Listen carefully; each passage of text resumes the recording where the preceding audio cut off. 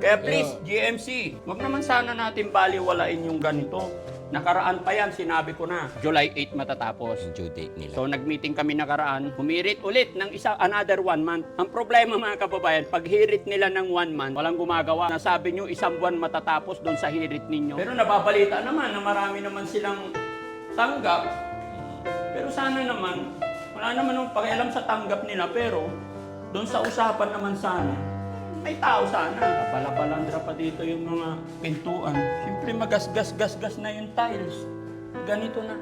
Nakaka-disappoint naman yung makikita na puro basura, makikita mo dito sa pinagkakagastusan. Kagaya ng mga liha na yan, pag naapakan, nagagasgas.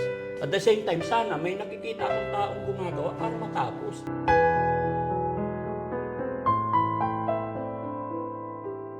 Daddy Frankie, tayo na'y tumulong, kaagapay mo. Ayun mga kababayan, mga kabarangay, magandang morning po sa atin lahat. Ito na yung araw na pagbiyahe natin, no? Pero syempre mga kababayan, bago tayo magbiyahe, update ko muna kayo dito sa bahay na pinapagawa natin kay JMC. Shout out kay JMC. Yan. Dahil ito po, sinimulan ito ng bahay na to is November. last year, Last year. November. No? At ang kontrata namin dito is 8 months. Sinimulan ito last year, November. Anong buwan ngayon? July. July. 8 months na. Magna 9. 9 months na. 9 months na. No? Although, ang usapan talaga namin mga kababayan, 8 months. Starting November, so mag-e-end ng July 8. Kasi I think November 8 yan sinimulan mga kababayan. So July 8 matatapos. Yung due date nila. So nag-meeting kami nakaraan, humirit ulit ng another 1 month. Ang problema mga kababayan, pag hirit nila ng 1 month, ito po, walang gumagawa. Kailan matatapos to? Shout out JMC, ganito po ba yung strategy na sabi nyo isang buwan matatapos doon sa hirit ninyo? Actually, hindi na po ako umimik mga kababayan doon sa 1 month, ay sa overdue nila. Kasi ang kontrata nga po namin 8 months. O, natapos na yung 8 months, another 1 month hiling nila. Pero ang tanong, doon sa hirit nila, pakiusap nila na isang buwan, umagri naman na ako, pero JMC Builders daw. Pero bakit walang gumagawa? Paano naman kami na naghihintay? Di ba? Hindi nakakatuwa. Pero naman gumagawa ko pero pa isa-isa. Isa lang? Oo. O, tignan natin kung ilan. Samahan nyo ako mga kababayan. Kailan matatapos to? Isa, dalawa. Di ba? Hindi nakakatuwa eh. Kupo. Ayan. Nagkalumot na nga eh. Finish pa nila to. Ha? Finish pa. Wala pang ground. Ayan mga kababayan. Oh. Ang problema lang dito talaga mga kababayan, ang gumagawa, isa, dalawa. Oh, like na yun. Oh, tignan nyo, asaan ang gumagawa mga kababayan. Tignan nyo. Ang dumi-dumi nga lang eh. Ang kalat lang kaya. No? Tignan nyo yung mga gamit, iniiwan-iwan lang ang kalat. Dugyot kaya. Pinakiusap ko na rin ito mga kababayan nakaraan na tuwing aalis, dapat malinis. Ano? Hindi kasi biro-biro mga kababayan yung gastos natin dito from the start. Pero syempre masakit din sa damdamin ng nagpapagawa na ganito lang. Parang walang tao. Di ba mga kasama ng loob? Kaya sana naman bigyan ng pansin to ng JMC. Akyatin tayo sa labas. Baka isipin nila kuya umaga pa. Sabihin mo yung oras. Time check mga kababayan, no? 7:25. Ay, 8:25. Sorry. Alas 8:30.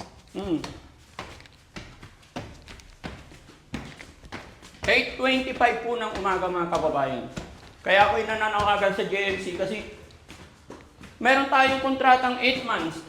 Tapos, humirit na po sila ng another 1 month.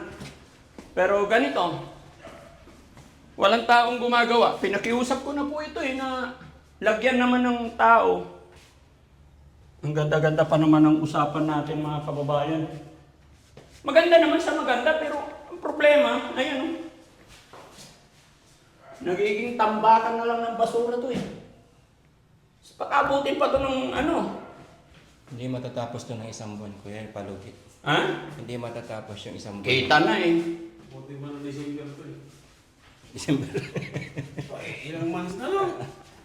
December na. Hindi ko lang alam. Mga kababayan, sa mga nagawa ba ng JMC, na builders, ganito rin ba na-experience yun or sa akin lang? Yan mga kababayan, tenga Pero nababalita naman na marami naman silang tanggap. Pero sana naman, wala naman ng pakialam sa tanggap nila, pero doon sa usapan naman sana, may tao sana. Di ba?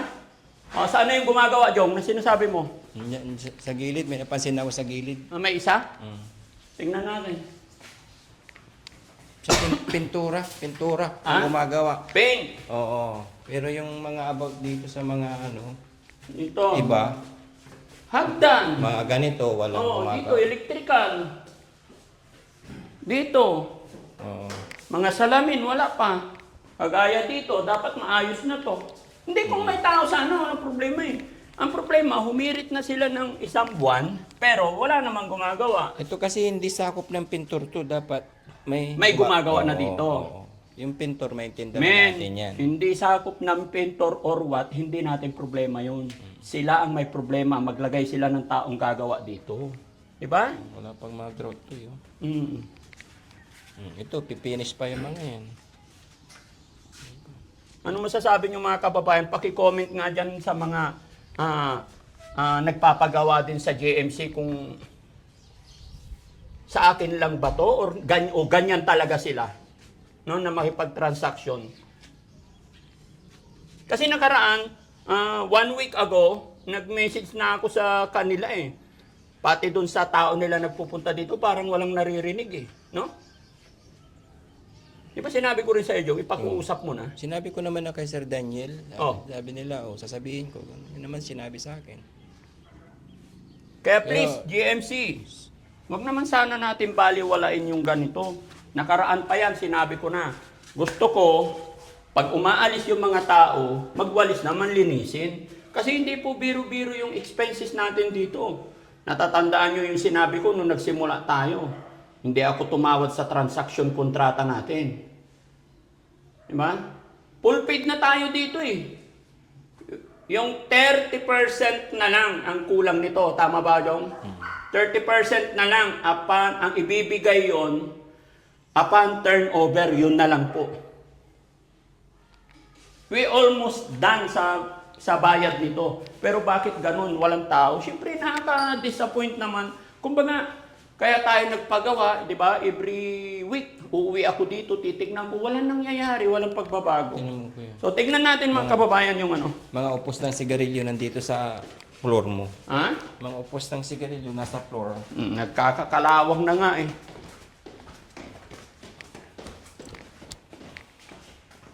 Alam mo, sa tagal ng mga basura na yan, nagasgas-gas na yung yung tiles sa katagalan. Ito yung mahirap tanggalin na pintor, yung epoxy na ang patigas Nasaan? sa labas, sa gilid. Nasaan ang pintor? Dito. May dalawa. Hello po, huwag niyo na sila isama. Dalawa lang Wala na ibang gagawa dito, sir, sa loob? Wala? Kayo lang? Meron pa siguro sir yung mga nagkakabinet pero hindi pa dumarating. Hindi pa dumarating. Kasi lang din yung mga kasi pagkatakin kasi. Subcontract din? Kaya kung anong oras na pumapasok. Sa oras gusto nila. Kasi hindi sila hawak ng JMC. Kumbaga, subcontract sila kay JMC. Okay, salamat po. Pasensya na Okay. Yun lang mga kababayan. Dadalawa lang.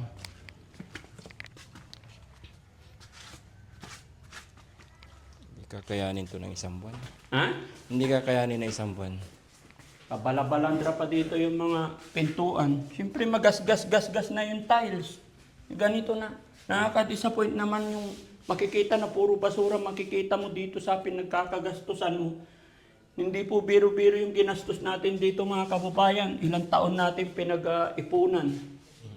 Na kaya magandang gawin dito. Ni-request ko na rin itong mga to. Hindi, okay naman. Men, walang magagawa dyan, madudumihan talaga. Pero, gusto ko, pag alis ng mga tao nila, magwalis naman. Kasi kagaya ng mga liha na yan, pag naaapakan, nagagasgas. At the same time, sana may nakikita akong taong gumagawa para matapos. Baka mamaya, another 1 month na naman. Sigurado. Ha? Sigurado. So, yun lang mga kababayan. Pasensya na po kayo at ako'y nananawagan din sa GMC na GMC Builders, sana gawan nila ng action ito. Kasi paano nga po matatapos ito? No? Paano matatapos? Wala naman ako nakikitang gumagawa. Meron man isa, dalawa, yun lang. Everyday, dalawa. Yan, maraming salamat po mga kababayan. God bless po.